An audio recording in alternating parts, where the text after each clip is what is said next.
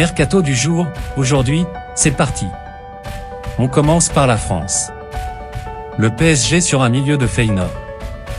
Alors que le titre s'est rapproché samedi pour le PSG, Luis Campos continue de prospecter tous azimuts en vue du recrutement estival. Selon Relevo, un nouveau profil a attiré l'œil du Portugais, Orkun Kökçü, milieu de 22 ans au Feyenoord. Des premiers contacts auraient même été établis pour l'élégant capitaine de la formation néerlandaise, qui sort d'une saison complète, 12 buts, 4 passes décisives. Notre avis, une piste parmi d'autres mais pas forcément celle dont Paris a le plus besoin. L'avenir de Ben Yedder est encore flou. Meilleur buteur de l'AS Monaco malgré un temps de jeu fluctuant depuis plusieurs saisons, Wissam Ben Yedder, 32 ans, arrive à la croisée des chemins cet été.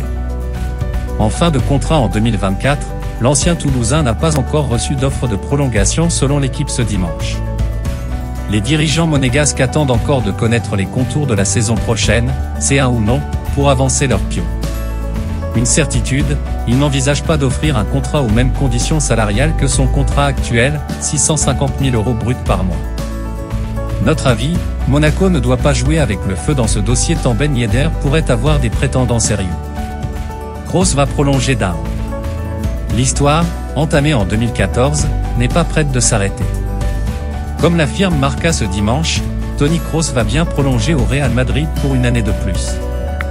L'Allemand avait demandé un temps de réflexion à la direction merengue avant de prolonger, histoire d'être convaincu qu'il avait encore de quoi apporter au Real l'année prochaine.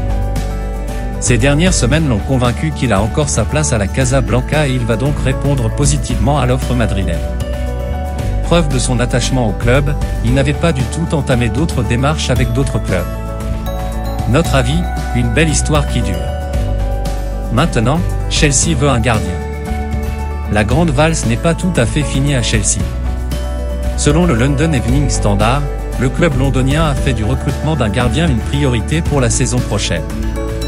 Kepa a récemment déçu tandis qu'Edouard Mendy n'a pas joué une seule minute en 2023. Dès lors, 3 noms sont sur les tablettes des Blues, André Onana, Inter Milan, Gregor Kobel, Dortmund, et David Raya, Brentford, annonce le London Evening Standard. Notre avis, pas forcément des noms ronflants mais des gardiens plutôt sûrs. Balogun devrait être vendu par Arsenal. Malgré ses récentes déclarations, Folarin Balogun ne devrait pas être retenu par Arsenal cet été alors que son contrat s'étire jusqu'en 2025. Le Rémois a de nombreux courtisans et les Gunners aimeraient ainsi récupérer des millions. Bienvenus dans l'affaire, Mikel Arteta n'ayant pas l'intention de lui faire une place de choix dans l'effectif londonien. Le board anglais espère ainsi 30 millions d'euros, écartant sans doute les candidatures françaises le concernant, comme l'explique l'équipe samedi. Naples, l'Inter Milan, l'AC Milan ou le RB Leipzig sont très vigilants dans le dossier. Notre avis, 30 millions pour un buteur de 21 ans ayant fait ses preuves en L1, il risque d'y avoir du monde. Tottenham s'ajoute à la liste pour Ansu Fati. C'est la folle rumeur des tabloïds du week-end en Angleterre.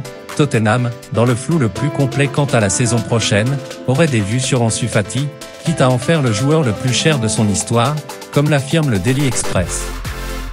L'ailier espagnol traverse une période compliquée au Barça où Xavi ne le considère plus comme un premier choix.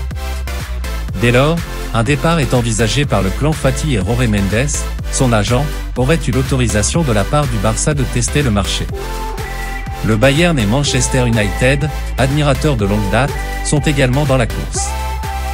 Notre avis, Fati à Tottenham, surtout sans C1, cela acterait un déclassement aussi inattendu que spectaculaire.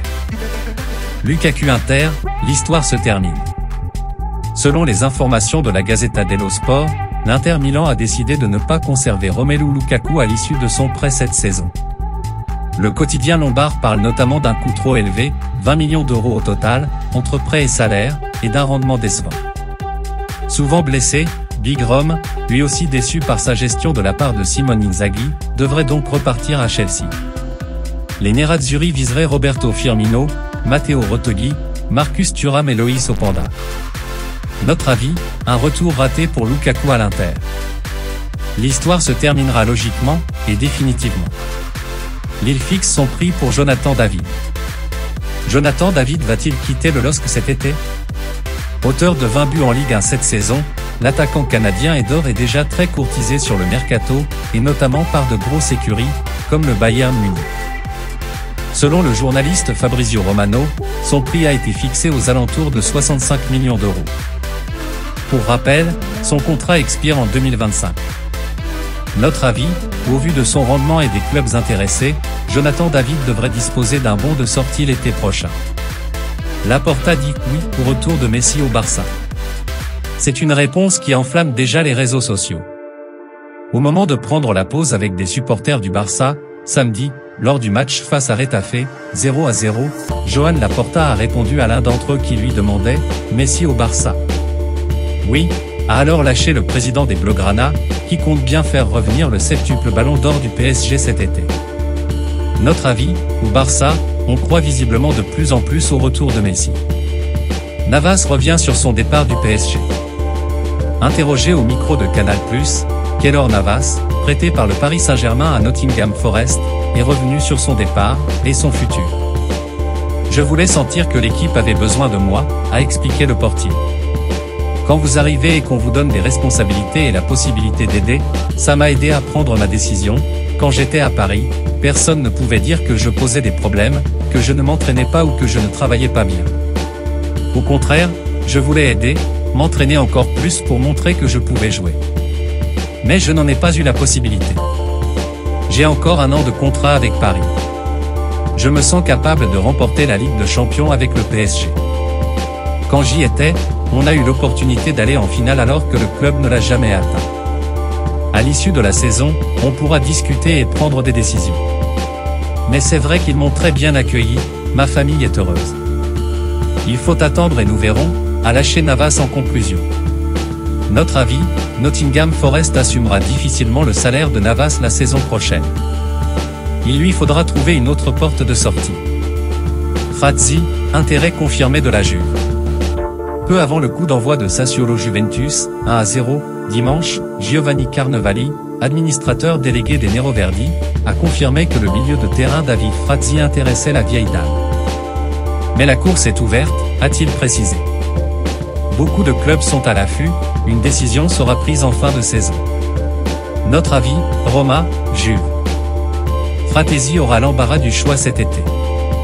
Mais reste à voir le prix fixé. Le transfert de Paez à Chelsea sur le point d'être approuvé. Selon les informations de Fabrizio Romano, la Premier League et la Football Association va approuver prochainement le transfert de Kandri Paez, 15 ans, vers Chelsea. La pépite équatorienne de l'Independiente pourrait signer son contrat avec le club londonien mais il rejoindra l'Angleterre qu'en 2025 lorsqu'il aura 18 ans.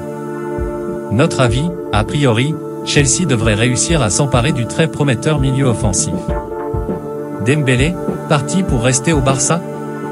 En fin de contrat en 2024 avec le Barça, Ousmane Dembélé ne devrait pas quitter la Catalogne cet été. D'après Fabrizio Romano, Xavi, son entraîneur, souhaite le conserver, et l'international français est heureux avec les Blaugrana. Des premiers rendez-vous pour une prolongation seraient également dans les tuyaux. Il est intouchable, précise notre confrère italien, qui parle toutefois d'une clause libératoire de 50 millions d'euros valable pour le mercato estival. Notre avis, après un long feuilleton l'an passé, Dembélé et le Barça ne souhaitent visiblement plus se quitter. La Juve ne veut pas vendre Vlahovic, mais en grande difficulté avec la Juventus, Dusan Vlahovic traverse une saison dans l'anonymat le plus total. Au point de remettre en cause son avenir, comme le suggérait la Gazzetta dello Sport la semaine passée. Selon Tuttosport, la vieille dame souhaite protéger son investissement fait pour l'ancien attaquant de la Fiorentina, recruté pour 80 millions d'euros en janvier 2022. Mais le jeu actuel prôné par Massimiliano Allegri ne semble pas vraiment sublimer ses qualités, ce qui interroge clairement sur la suite à donner. Notre avis, on voit mal la Juve se séparer aussi vite de Vlahovic, mais il va falloir trouver un remède aux maux de l'attaquant. Kroos, prolongation imminente avec le Real. Selon les informations de Fabrizio Romano, Toni Kroos s'apprête à prolonger avec le Real Madrid. Le journaliste parle d'un accord jusqu'en 2024. Notre avis, une prolongation d'1 an logique et méritée pour Kroos. Ou Camavinga veut rester. Quitter le Real, ce n'est pas une option pour Eduardo Camavinga. Alors que les rumeurs allaient bon train en janvier dernier, son agent Jonathan Barnett s'est montré plutôt clair à Gaulle, les rumeurs sur un transfert à Arsenal en janvier. C'était de la foutaise, impossible que cela se soit produit. Il n'a jamais pensé à jouer pour une autre équipe et le Real ne le laisserait pas partir. Il est l'avenir du Real Madrid. Notre avis, aucun doute sur l'avenir de Camavinga, présent et futur du Real. Pioli veut garder Diaz à Milan. Prêté depuis maintenant 3 saisons à l'AC Milan par le Real Madrid, Brahim Diaz semble prendre une toute nouvelle dimension depuis plusieurs semaines.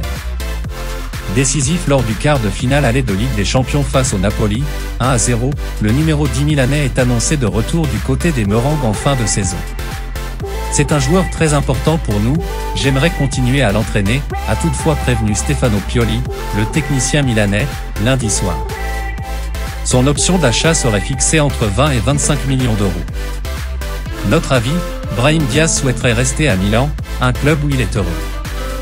Milan va certainement tenter de négocier avec le Real. Voilà, c'est pour tout aujourd'hui, j'espère que la vidéo vous a plu, n'hésitez pas à la liker, partager et surtout vous abonner pour ne pas rater mes prochaines vidéos. Merci.